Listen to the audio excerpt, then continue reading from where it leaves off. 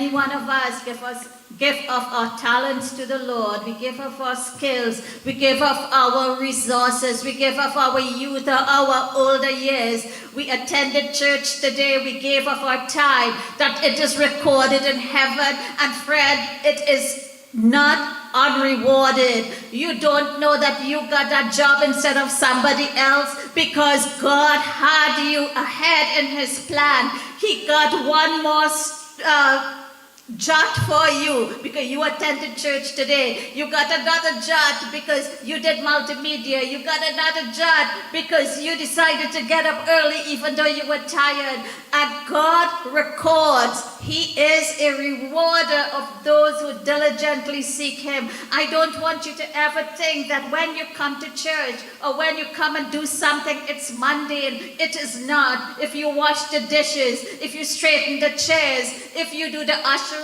if you do the sermon, the big things or the small things, the background things or the things that are foremost, God is a rewarder, and we all get rewarded on the same level because God does not discriminate. Remember the lady? She gave a penny, and then there were those who were giving their thousands of dollars, and she said, the one with the penny. The Lord said, he said, the one with the penny, she has given the most today. So never underestimate what is happening. It's Canada Day, 157 years. Happy birthday, Canada. And I decided that I was going to just give you a short quiz here today. No pressure. If you know the answer, you do it. If you don't, that's okay. Now, it's 157 years today. So, in what year was Canada incorporated as a country or founded as a country? A little bit of math. Who knows what year? 1867, yes, very good. I'm going to name 3 sports, and I want you to tell me which one is not a Canadian national sport. Lacrosse, soccer, or hockey? Soccer. Okay, everybody got that right. Way to go. Did you know I had to Google search that?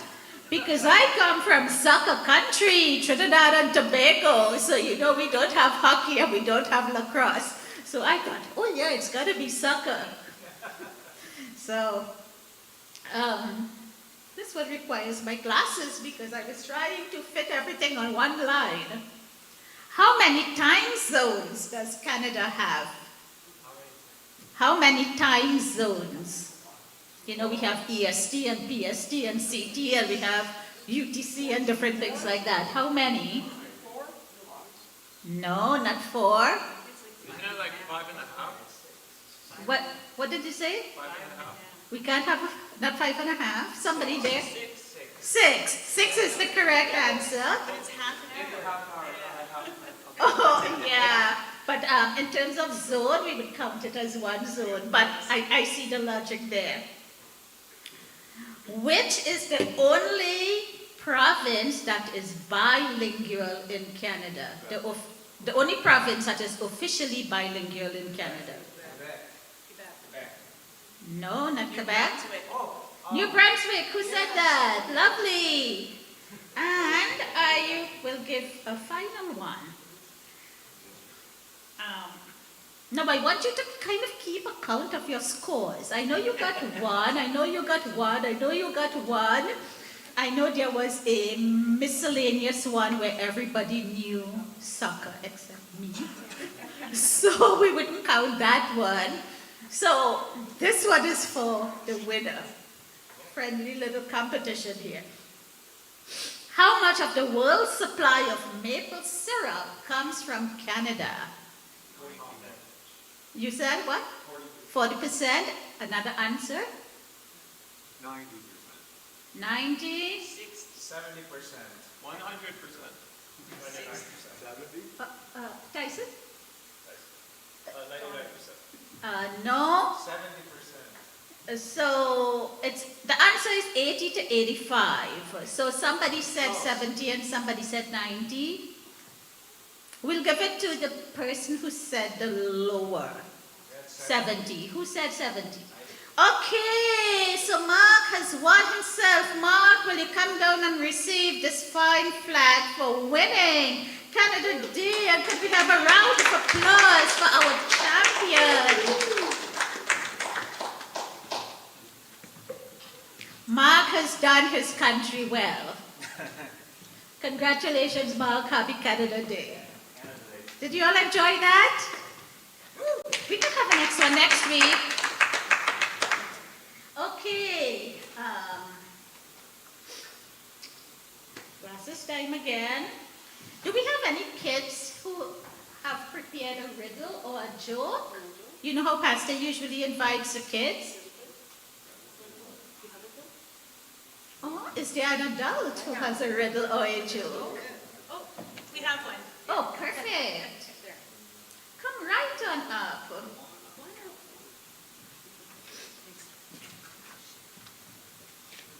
We have this set at a height for me, so I'll just keep it off. What's your name? Lane. Lane. This is Lane. Hi, Lane. Hi. What do you call a tree with lots of friends? Popular. Okay, very good. Thank you, Lane. It's so important to involve the little children because when they feel involved here, they wouldn't have a need to go looking for an identity outside. So I always appreciate that about Pastor. We will now invite Kaylee to come and give us the announcements. Oh, okay, hold on.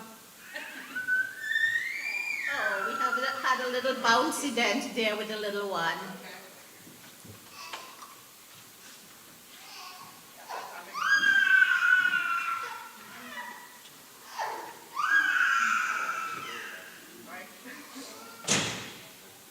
Morning.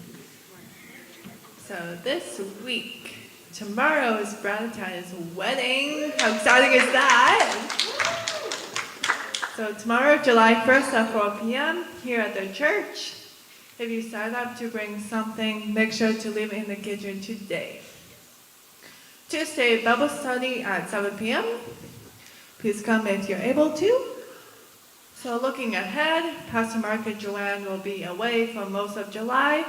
So we will have a special speakers for the next few Sundays. Dwayne Sims will be speaking July 7th and 14th, so these next 2 weeks. Now July 21st, Michelle Conco will be speaking in the morning, and Apostle Ronald will show with us at 7 p.m. And then last Sunday of the month, Shannon Dudley will be speaking. And that's it.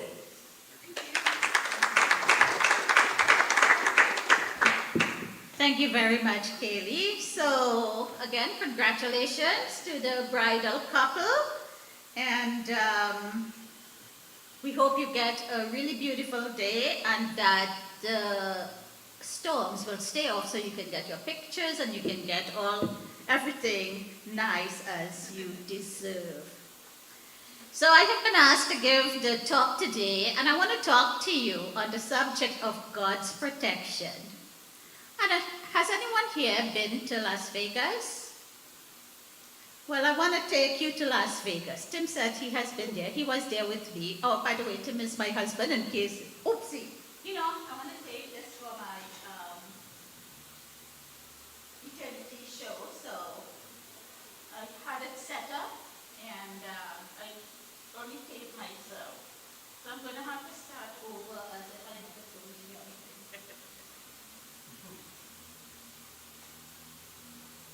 I host Eternity with Susan Harris on Access Now. Oopsie, I took a snapshot of myself instead of showing this video. Okay. So you have to do it over. So good morning again, everyone, and thank you all for coming out. I have been asked to do the talk today, and I was really excited to do it. And has any of you here been to Las Vegas? Tim has, and Tim was there with me. I want to talk to you today on the subject of God's protection.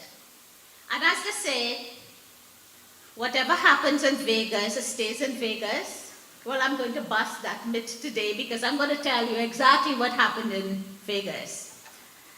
It was December 24th. It was July 24th, 2011, when Tim and I were in Las Vegas. We don't smoke and drink or gamble, or let me speak for myself. I don't smoke or drink or gamble. Tim doesn't either, but I just kind of thought I should make things personal since I'm giving the talk.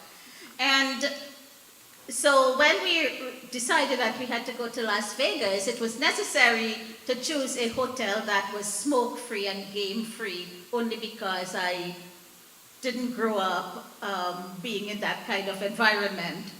So after a quick search, the only hotel that proved to be non-gaming and non-smoking and felt very safe was the Trump Hotel. This is by no means any kind of political spin. We just want you to know that because back then, there was nothing like President Trump or anything. This was 2011. We just went to Las Vegas. We went on our honeymoon, as a matter of fact. And we decided that we wanted to see how iconic the iconic Strip is. Everybody talks about the Strip. Well, we wanted to see what the Strip is like. And not just to see what the Strip is like, but we wanted to go and spend a night out on the Strip. And if you know Tim and I don't know if you can guess whose idea it was to spend the night out on the Strip. And in case you're in doubt, it was my idea. I just wanted to know and see everything. Because I wasn't going to drink, I wasn't going to get involved in whatever they were doing. I was a tourist. And I love traveling. I'm in the habit of traveling a lot. I wanted to see everything. I wanted to snap pictures. And so we're not night people. I'm no party person at all. Neither is Tim. So we knew we had to take a nap and make sure that we were refreshed to stay the night out. So we took a nap on the Sunday evening. And then we got dressed and set out for the Strip. We left at 10 o'clock. We were going to leave at 10 o'clock and we were not going to sleep until 6 o'clock. So that was going to be our 8 hours out on the Strip. No matter what it takes, we were going to be awake, enjoy all the sights and sounds, and just see what happens in Vegas that is supposed to stay there. I remember what I was wearing. A little flirty top. It was white with little black threads in the end of some frills and some tights. And I had bought some flats from the Naturalizer way back when I went to Disney World because those were comfortable for walking. And Tim was wearing a white shirt and black shorts that came down to his knees, and he had runners on his feet. So we set off very excited, snapping pictures. I remember talking to a number of people. Oh, they look so chic. They were so dressed nicely. Everybody, the girls looked like models. They looked like they walked off the magazine cover. I remember running into a few of them in the bathroom because, of course, every bathroom every time you walk, you're sweating. So you pop into these nice bathrooms at all of these casino bathrooms. They're really very high-end and luxurious. And I was on this tourist tour, so I had to see everything. And there was this bevy of beauties. There was this one lady near me. She was in her 20s, a young lady. A beautiful blue dress, and if anybody could wear a form-fitted dress, it was her. And the shoes were like this high. They were platform to the front, stilettos like this. And the hair was perfectly done, and the face was absolutely like a model. I told her how beautiful she was, and I asked her did she manage to walk in those heels? Because at that time I had owned 125 pairs of shoes, but nothing had a heel like that. And all the girls were like that. And she actually said that it's kind of hard and she would be regretting it very soon. She was already regretting it, and she looked down at my very practical flats from the naturalizer, brown with its gold buckle. It had nice gel soles, so it was perfect for walking. Because the strip, the official name is the Las Vegas Boulevard, the strip is 4 miles long. So we were going to stay out for 8 hours. So, you know, I had to have comfortable footwear, and sneakers didn't cut it for me. So anyway, I told her to enjoy herself. I told her we were here visiting. We were going on our way. She wished me well. And I said, so how are you going to stay in that for the entire night? And she said, oh, I'll just take it off and walk bare feet. And I was shocked, like, walk bare feet?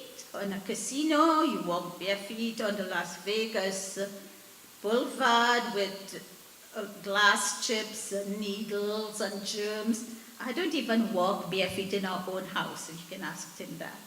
So it was a shock to me that anybody would walk bare feet in Las Vegas. Anyway, I kept my opinion to myself. And so we walked along. So from the Trump Hotel, we had to walk downhill. The Trump Hotel is on Fashion Show Mall. And at the bottom of the hill where the lights are, there was the Wynn Hotel. And then we started to walk up. Which direction would that be, Tim? We don't know. You just go on the right-hand side. Walk down the hill and go on the right-hand side. Good. So we went to the Caesar's Palace, and it was full of smoke. Of course, I had to leave. We looked at the dancing fountain of Bellagio with its colored lights and music. Charming. People were lovely. People were enjoying themselves. Men were dressed very nicely in suits. The ladies were dressed in little shiny costume, sequin dresses. Not costumes necessarily. The costumes were the people who were serving, like at the bars and stuff. They would have little costumes on. So we started to go along, and as midnight approached, the scene started to change. It started to get really rough. We started to hear more swearing. And cops and cars. I had never seen so many cops and cars on one length of street. And it was very, very different. So people were tumbling out of the casinos, people were walking back and forth.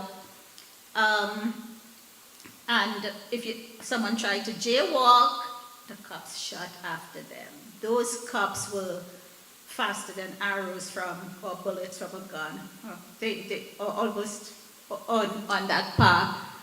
And it started to get rougher, so Tim grabbed my hand. We were just holding hands walking along. Now he had to put his arm around me to kind of keep me away, because now people were waving business cards in your face. You know what I mean by business cards.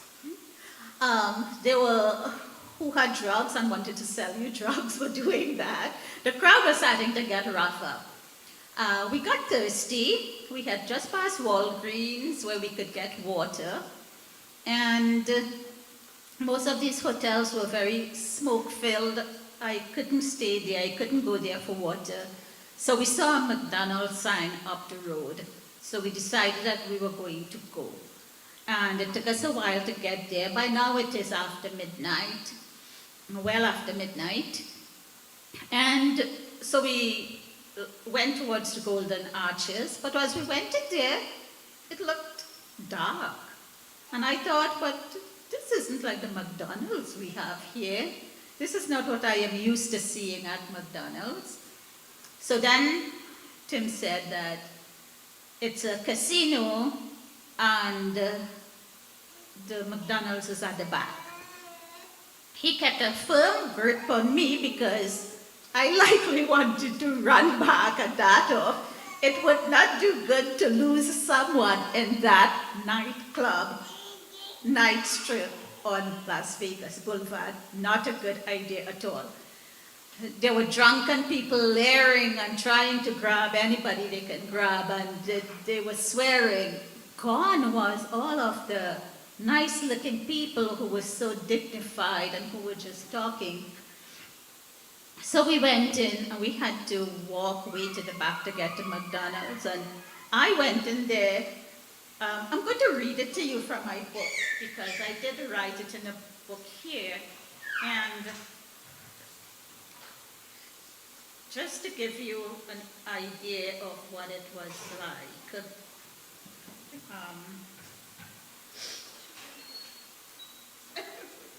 Placing a hand over my nose, I took in the scene as we maneuvered past slot machines and people.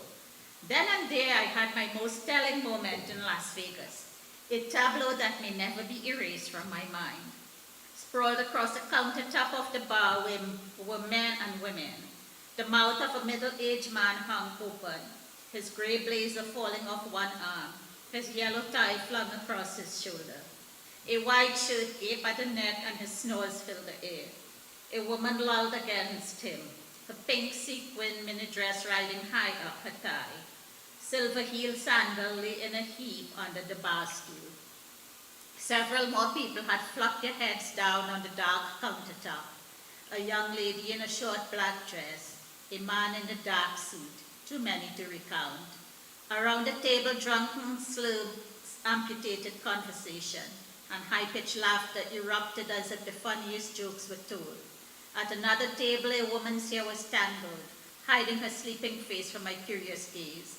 As far as my eye could see, those awake looked limp and dull, puffing cigarettes or sitting dejectedly with faces propped in their hands. Waitresses dressed in skimpy suits with fluffy bunny tails attached to their backsides scurried across the floor. I shrank closer to Tim. I was horrified. I had never seen a scene like that in my life. Just growing up in the environment I grew up in. Not that I hadn't seen drunken people. I had never seen that quantity of people in one room because I had never really been in these places, and they are huge. So anyway, it took us half of an hour to get our water, and by this time it was really, really rough, and we knew we had to go home, and we had to go home fast. Home was our Trump hotel. So we had walked to Mandalay Bay, we had walked into the fabulous Welcome to Las Vegas sign. So we walked the 4 miles, and now it was time to go back. We crossed the street to walk on the other side to get the view, but this time we didn't take pictures because we just had to get going. So Tim maneuvered me throughout these things, people trying to grab you, people were swearing a lot, people were drugged, they were high. It was a scene that I had never seen before. So we finally got back down to the Wynn Hotel, and it's early morning now. Had been early morning for quite a while. Probably this was maybe, I don't know, after 3 o'clock or closer to 4 o'clock probably. So we have to walk up the hill to the fashion show drive. The Trump Hotel is at the top. It was golden. I could see it there. And we walk halfway up the hill. Now, as it is, we're walking up the hill. On the left side, and the boulevard is probably not as wide as the platform here. About 3/4 wide of the platform is the boulevard. So on that side, on our left, is the huge fashion show mall with all its brand name stores. It was dark, of course, because it's early morning. Nobody is working. The street is dark. There were some street lights. There was some construction that had been taking place on the right-hand side. Everything was dark, and the hotel is at the top. And we're walking fast, going our way, but feeling we can see home, so we're okay. And then about halfway up the hill, from across the street, an African-American youth started to cross towards us. So we're walking there, and he started yelling insults. We didn't hear exactly what he was saying, but Tim is Caucasian and I'm brown, as you see, and he was talking about things like that. And he gave a whistle, and Tim interpreted that to be a whistle sent to a gang member because another whistle came back and sounded. And we were scared because I had long French nails. I'm digging them into Tim's arm. Tim had good runners, and he's walking fast. I'm dragging in my flip-flops from Naturalizer's store and trying to walk as fast as I could. I might have to be like the lady in the blue dress who would be picking up her shoes and walking bare feet. I might have to pick up my flip-flops and run bare feet up. You know, if it came to that, I would have to do it. And a guy came across, and we're frightened. Make no bones about it. We are scared. And I am praying in my mind. I am praying God's protection. God, you promised to protect us. He that dwells in the secret place of the Most High shall abide under the shadow of the Almighty. I belong to you. I abide in the shadow of the Almighty. You promised to give your angels charge over us. And now we're praying for some. And then I looked up and I spotted this big man, tall and big. And he had a close cut, crew cut, black t-shirt and black shorts that came to his knees, and he had sandals on his feet. And his arms were folded and he was watching us. And I know I just thought, well, at least this is a witness. He would see that we didn't try to provoke the youth. And meanwhile, the youth is coming. And as I looked up and I saw the witness, the guy, and he's just that close now, halfway on the road, he just is walking and swearing, and he just stops like that. He just stopped as if he had bumped into something invisible. And he still continued cursing and swearing and muttering, but it got quieter, and he went back to his feet. So we hurried up the hill, past the witness person there, and we're going into Trump Hotel, and it was like the hotel just seemed further and further, standing there tall and golden, and like, come to us, because we know we would be safe. So I knew the person was still behind us. I didn't hear any footsteps or anything. Tim and we ran up into the entryway of the hotel, and we darted in through its golden gates, and we were safe. And we didn't tell anybody about it. The receptionist was there, the security was there. Tim fished out a card. You have to fish out your hotel card and show it to the security. Now, we were staying on the 55th floor, so we had to take a separate entrance. We didn't take the regular entrance near the gift shop. We had to go further to get a more private entrance to go onto the penthouse part. And we went and we got in our hotel, got in the elevator, and I was just ready to crash. My heart was racing, and then the door opened, and in comes the witness, the big man. And I don't know what floor he pressed. It was higher than us. We pressed 55, and we got out of there, and we just bolted down to our room. We turned on the do not disturb light, and just had our shower and stuff. It wasn't 6 o'clock yet. It was 4:45. The sun started to rise, and then we waited until 6 o'clock, took our pictures, and then went to sleep. Forgot about it. Fast forward into 2016, and it's our wedding anniversary again. We usually celebrate in November, because Tim with farming and stuff. We had our wedding in November also, July and November. Fast forward in 2016, and we are going back for our 5th wedding anniversary. And I get sick. There was a big party the night before, and I'm no party person, but you know, I was mingling with the crowd and breathed in a virus. I didn't drink a single thing except water. And I was sick the next day. And we had tickets for Donnie and Marie show. Well, we went to it, and it was nice, but I couldn't wait to get back to my bed. And then the next morning, we had tickets for the Grand Canyon, which were $125 a piece. I begged him to go. He didn't want to go. But I said, go, because we could at least mitigate the cost. And besides, you're not sick, so you could go. So reluctantly, he went. And I stayed back in the hotel feeling sorry for myself. Why do bad things always happen to me? And I couldn't go to the Grand Canyon, and this is a week vacation I took from work, and I have been sick since Wednesday, Thursday, Friday, and we're flying home on Saturday. I only had 2 good days. And while I was lying there feeling sorry for myself, I prayed and I said, Lord, let something good happen to me. And I want to read what I wrote here about what happened here.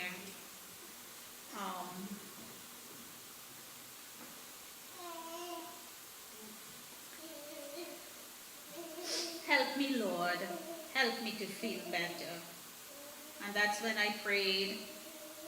Okay, my head hurt at the motion. The water felt good on my parched tongue. I thought of Tim on the bus trip and me shut up in the hotel and felt a little sorry for myself. Why weren't good things happening to me? And that's when I prayed, Lord, let something good happen to me today. Anything. I closed my eyes and was soon asleep. Half hour later, I awoke to quietness. The TV was still on with no volume. I sipped more water, wide awake now, and that's when the revelation came.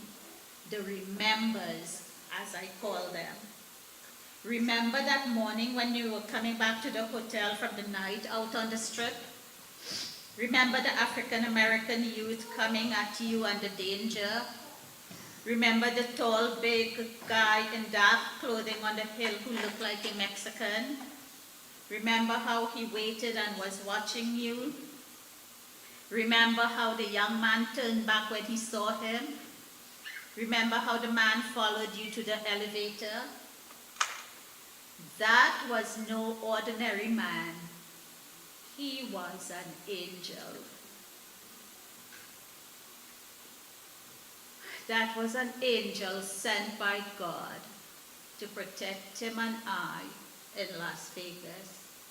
We did not go there to indulge in fleshly desires. We were innocent tourists, doing nobody no harm, just wanting to see what it's like. God has made Las Vegas. And the scripture tells us, anyway, I will continue here. The hairs on every pore of my limbs rose at right angles to my body. I had been shivering and turning with a fever and flu, but this response was not due to my illness. This was the voice of God.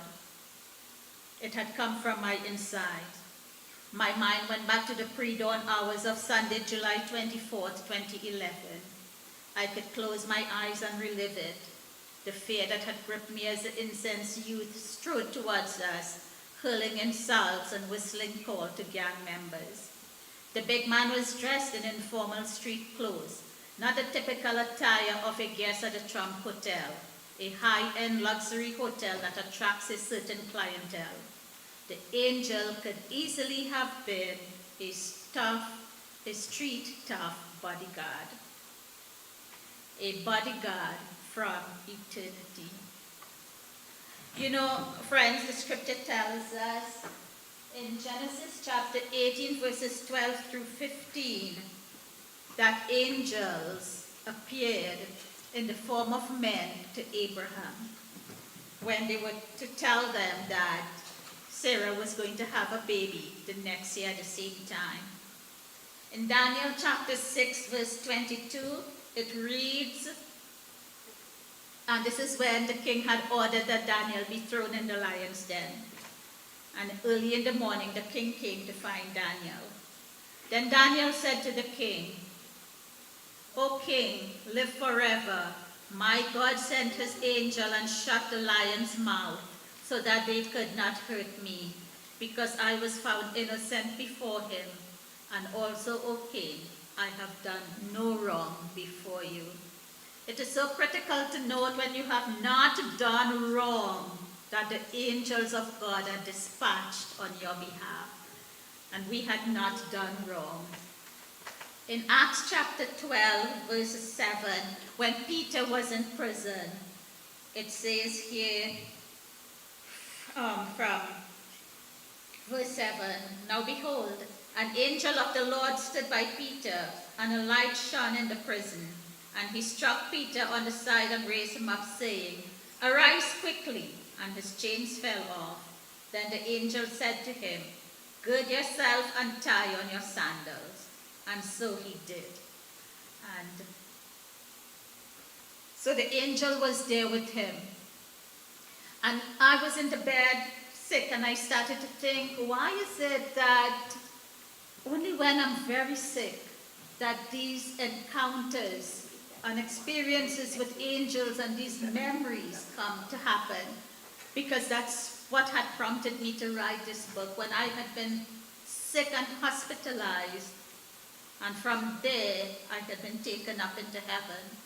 When I had been in the doctor's office, 3 months pregnant, and collapsed while he was attending to me, and was taken up to heaven and healed. Many times I was taken up to heaven, and many encounters of angels had happened, and that led me to write the book. And this one was, I was in the hotel room, this opulent place, and the Lord said to me, the reason why when you are sick that you can remember and you can recall and you can be sensitive to these things is because your senses are deadened to the world. You're not thinking about the pleasures of the world and being busy on the world. You're sick and you're calling on God, and God answers.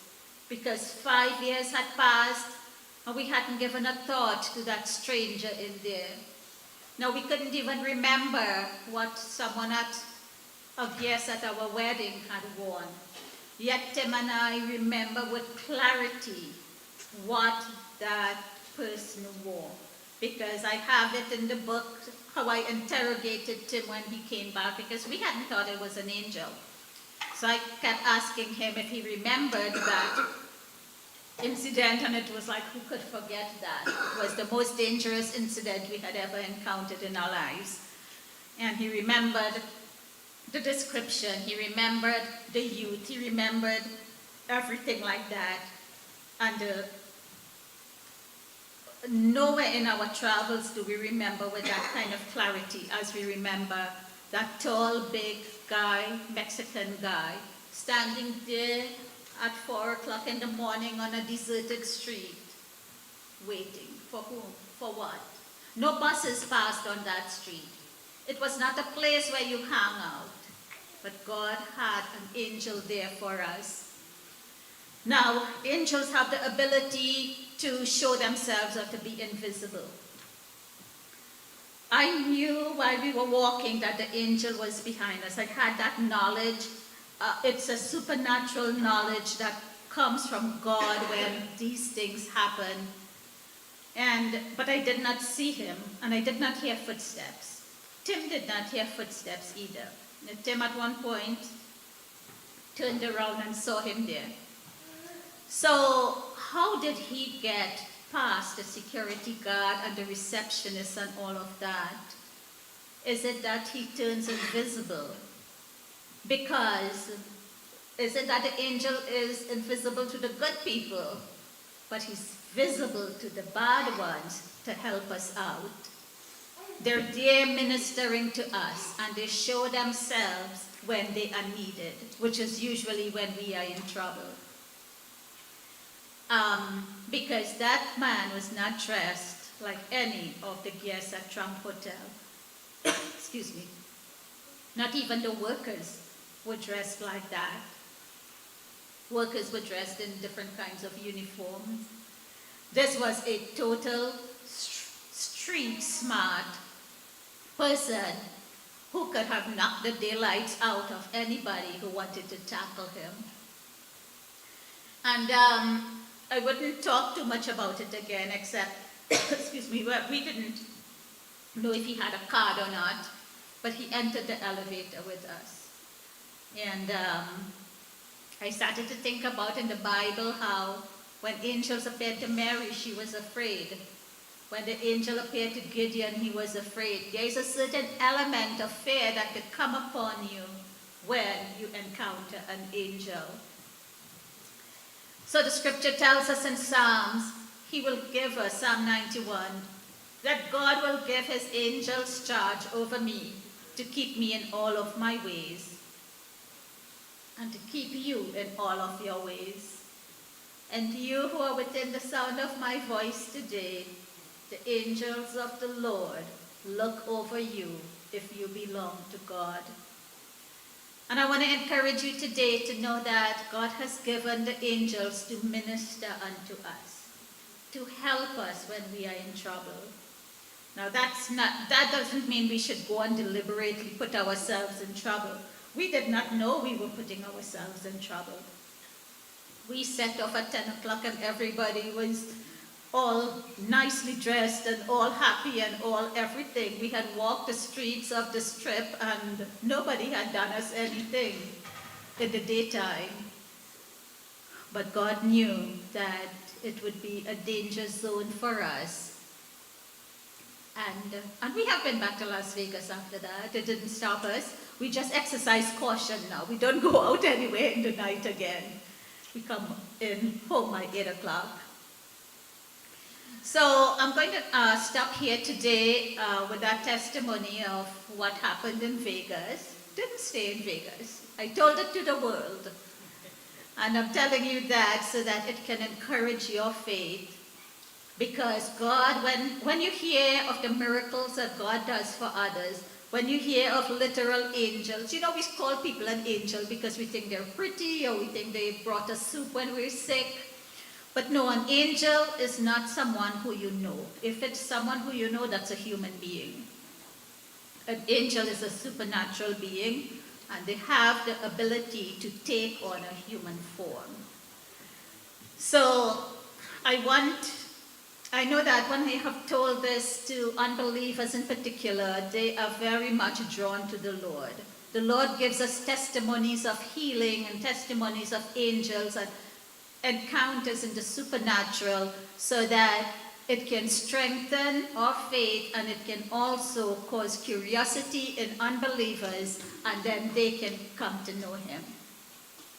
And if you're here today and you don't know the Lord, I would like to lead you in a prayer. We can bow our heads and close our eyes. And if you can pray with me, the Lord will come into your life and